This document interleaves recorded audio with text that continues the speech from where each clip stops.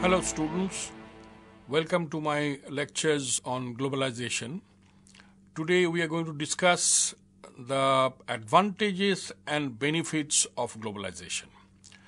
In fact, globalization is an issue which has generated a huge amount of controversy.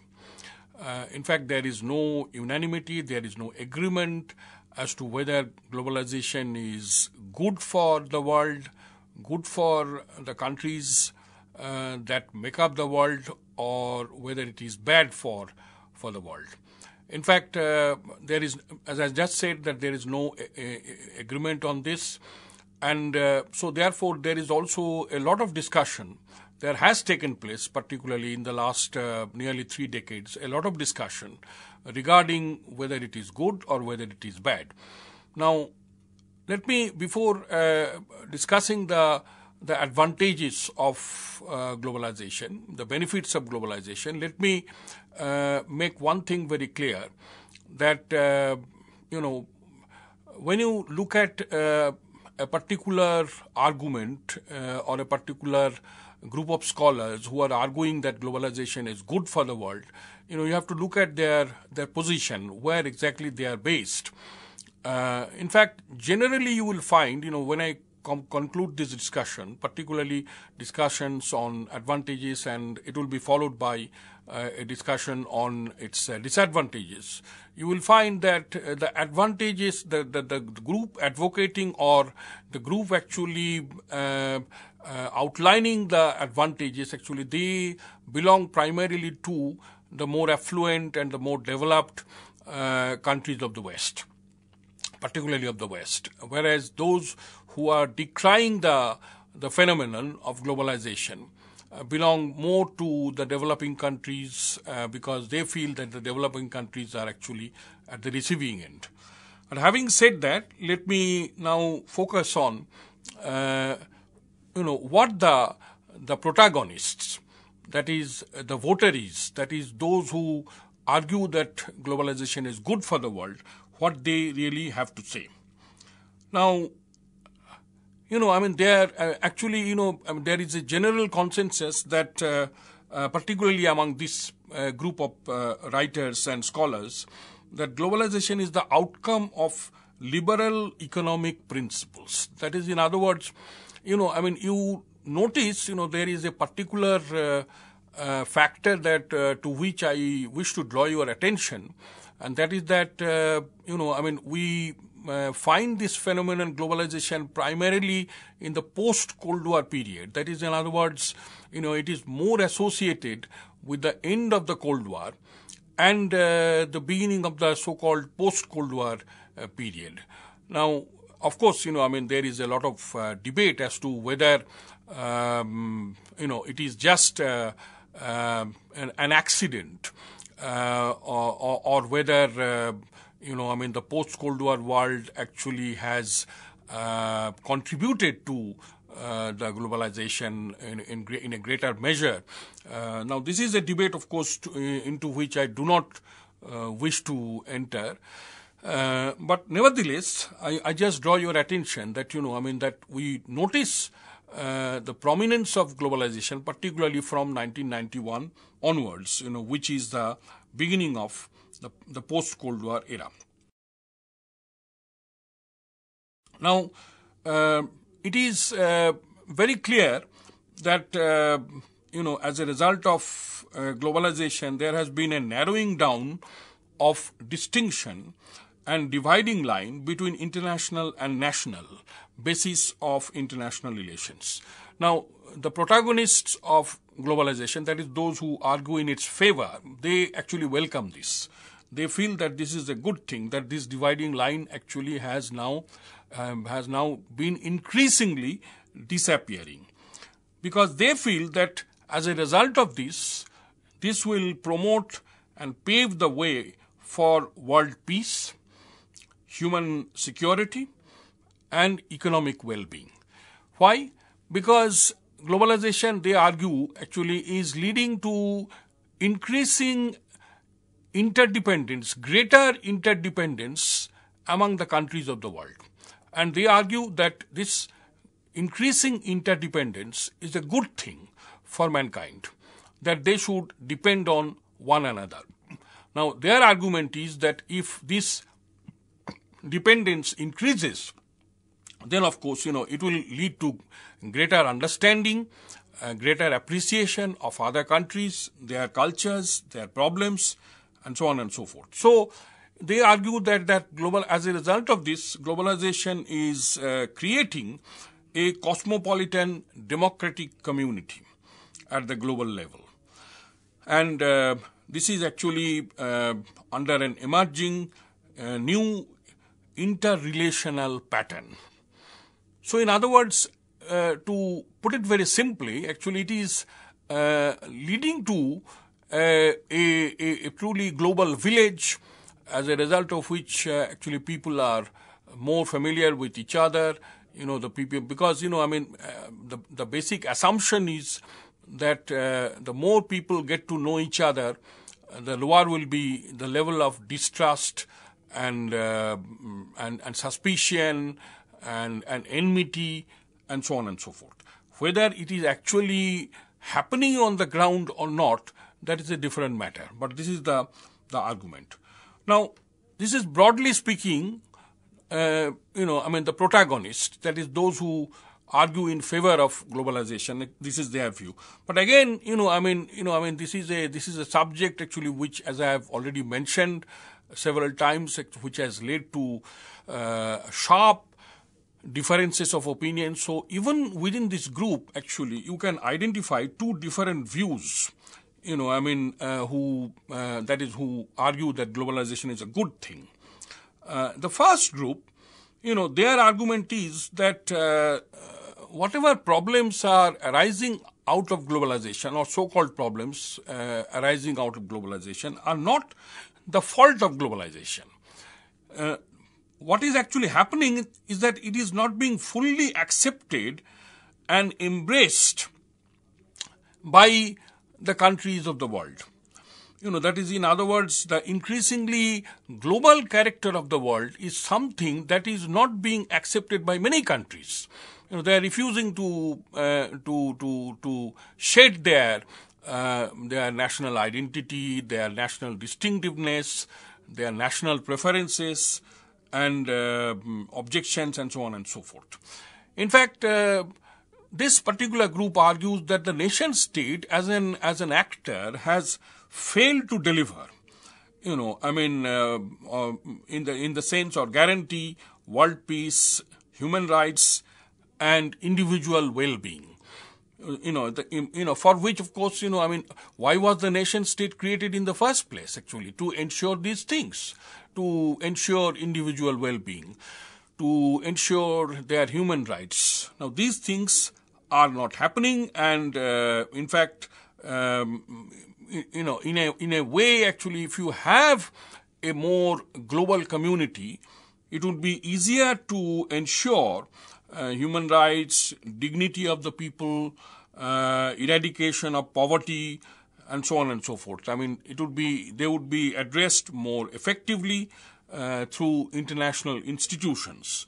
So, therefore, these people argue that there is the need for a world government, to empower these institutions, these international institutions like the United Nations and so on and so forth, and with necessary authority and power.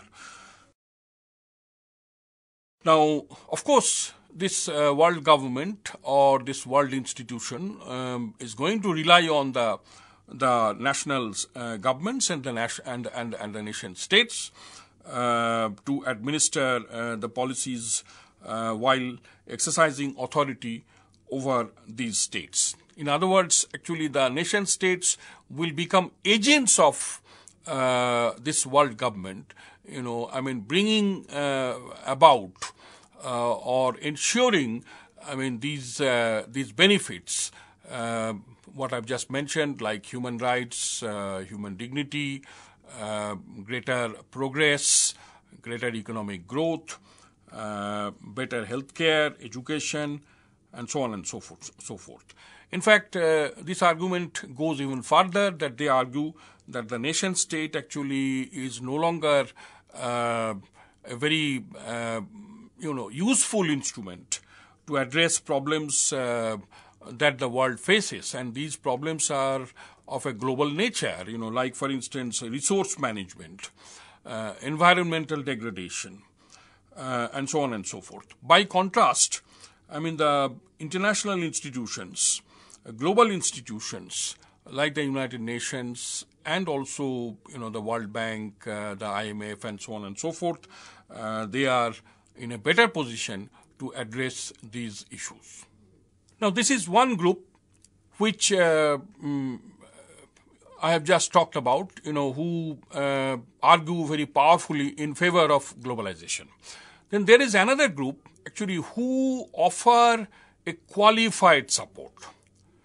What do I mean by qualified support?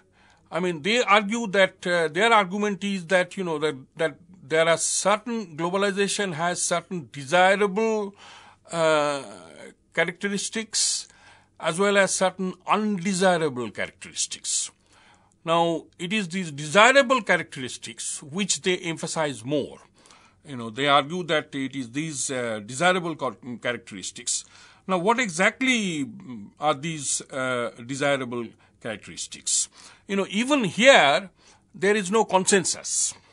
That is, in other words, even among these particular group of scholars who offer qualified support, there are disagreements. For instance, on the one hand, they argue that particularly, if you take industry and commerce, they might welcome the opening of markets and so on and so forth, because as a result of the opening of markets, there will be an increase in consumer choice and lowering of commodity prices.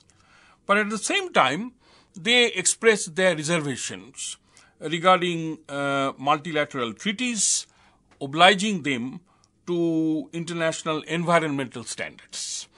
Now, let me explain in a little more details actually what I mean. In fact, international environmental consciousness is growing, as you might be aware. In other words, that industries, we know broadly speaking that many industries, actually not all industries, many industries actually contribute to environmental pollution. Now, so therefore, the environmental lobby, they are now actually arguing that this kind of industrial pollution should be restricted.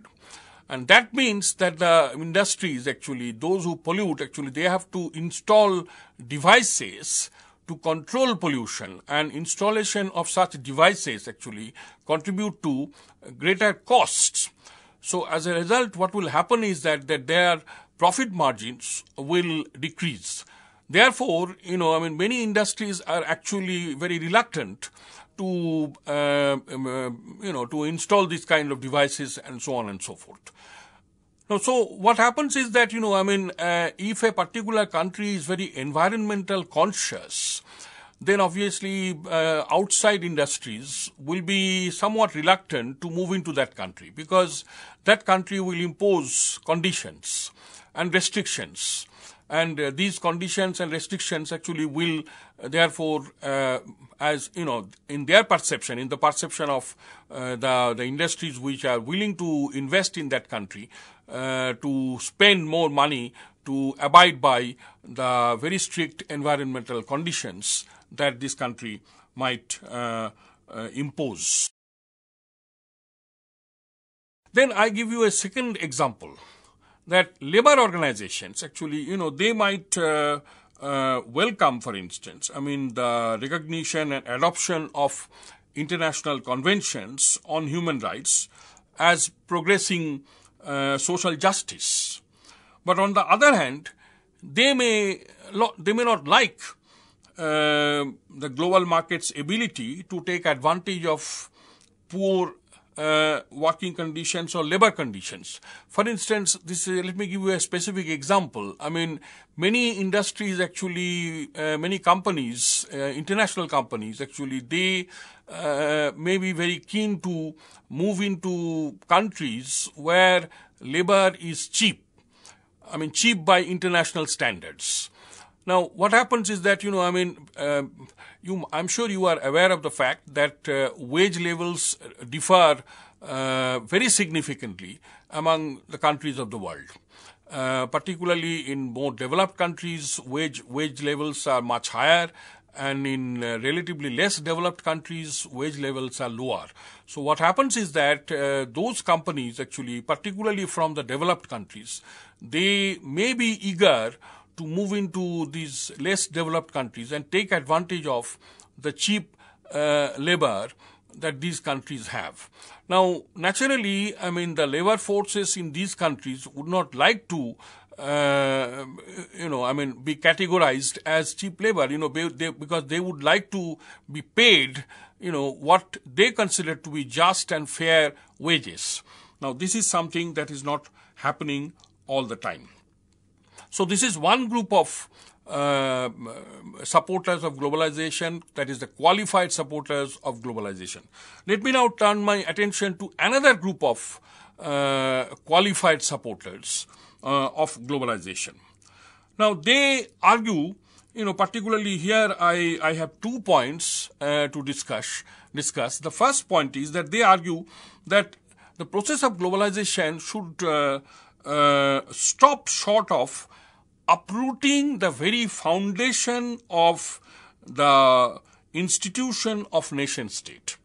That is, in other words, I have argued earlier that the nation state is increasingly becoming less relevant, because borders are no longer as important as they were, and so on and so forth. But this group argues that, this weakening of the nation state actually is not a good thing, because the nation state still is an important institution. It is an important actor in maintaining national interest. And however, the nation states, they argue, this particular group argues, that the nation state should function in unison with other nation states to address global problems. That is, in other words, once again, falling back to this issue of interdependence, that, the nation states of the world today should clearly recognize that the world is an interdependent world, that there are common problems facing the world, and these common problems can only be solved through common efforts. So they should cooperate with each other, although this should not contribute to the weakening or, in fact, uprooting, as they argue, the nation state altogether. Secondly, they also believe that globalization will result in the emergence of a global civil society. That simply means that you have the nation states, you have the non-governmental organizations, which are bound by norms supported by international conventions and treaties. That is, in other words, the nation states as well as the NGOs, they should actually abide by the international conventions, international norms, because after all, these international norms and conventions have been drawn up primarily for the benefit of mankind as a whole. So therefore, they should actually follow that. And if they do that, this will actually lead to the emergence of a global civil society, as I just mentioned. Then we pass on to the other benefits. These are, as I said, that now we have discussed actually two particular groups of scholars who support globalization. One group actually support it, just to sum up, because globalization has international benefits, bringing peace and so on and so forth, security to the world as a whole. Then you have this other group actually who offer qualified support, but even those who offer qualified support, there are differences among them, and I have just discussed those differences. Let me now turn to the third aspect, that is, there are other benefits. I mean, this is actually, again, this is found actually in the writings and in the thinking of the groups that broadly support globalization. I mean, for instance, they argue that globalization actually has helped many countries in developing at a very rapid pace due to the opening up to international trade. Now, this benefit accrues mainly because of foreign aid to many. In fact, there is greater access to knowledge, which otherwise would have been well beyond the reach of these countries to millions in developing countries. And here they refer to particularly the internet and the social media, through which actually you get to know a lot of things which you otherwise would not have known. So ideas, in other words, this progression of ideas. Then there are certain positive benefits of economic globalization. For instance, at the end of the 1990s, the World Bank carried out a report which found that 24 developing countries were successful in integrating their economies into the world economy over the 2 decades ending in the 1990s. Now, these countries actually achieved higher growth, higher growth in incomes, longer life expectancy, better schooling, and the countries which this group actually referred to were China, India, Hungary, and Mexico. Particularly if we take the issue of India, India's economic growth actually since the beginning of 1991, when India embraced economic reforms and economic liberalization, India's growth rate has increased tremendously from around 3% to somewhere between 5 and 10% in the first decade of the 21st century. And there is also, I have referred to this earlier, there is also the easy flow of capital into domestic economy, commercial borrowings, collaborations, transfer of technology, service-based knowledge, and so on and so forth. So we find that economic globalization, which I have already mentioned that some groups argue that the benefits of globalization are primarily economic in nature. That is, there is greater movement of capital, greater freedom actually in international trade, and so on and so forth. So this flow of goods and services, capital across international borders. Apart from that, of course, you also have trade in ideas, skills, and institutions. Today, when technological advances take place in a particular country, it is transmitted to other parts of the world with relative ease. Now, this is something that you must be noticing in your day-to-day existence, day-to-day life, that how, for instance, the kind of benefits. Of course, your generation, obviously, I haven't seen what things were like in the 1950s, 1960s, and 1970s. Our generation know this, this transformation, this rapid and revolutionary transformation that has taken place in our life and in our living conditions. And of course, the supporters of globalization argue that many of these benefits have taken place mainly because of globalization. So therefore, in conclusion, I think so far as this particular aspect is concerned, the supporters of globalization, they argue globalization is a very powerful instrument to make life much easier, much more prosperous, much more friendly, and so on and so forth.